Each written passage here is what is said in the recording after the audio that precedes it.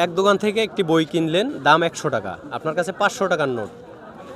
ওই দোকানদারের কাছে ভাঙতি টাকা নাই, উনি পাশের দোকান থেকে ভাঙাই এনে আপনাকে 400 টাকা দিছে, 100 টাকার একটা বই দিছে, আপনি নিয়ে আইসা পড়ছেন।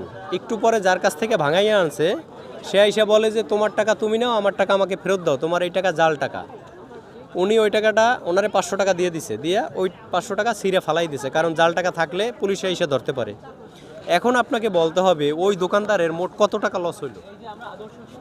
ওই লোকরে 500 টাকা দিছে, 500 টাকা ছিঁড়ে ফালাই দিছে, আপনাকে একটা বই দিছে 400 টাকা, 1000 টাকা। 1000 শিওর? কি মনে হয়? 400 সবাই মিলে আনসার দেন। 500 হ্যাঁ 1000 1000 আপনার কি মনে হয়? 1000 1000ই আপনিও? আপনি কি কত বলছেন? 600 আপনি মনে করেন 600 1000 1100 না না না, আমি বলি চার ওখানে 500 আর 400 কত হয়? 900 900 আর 500 কত হয়?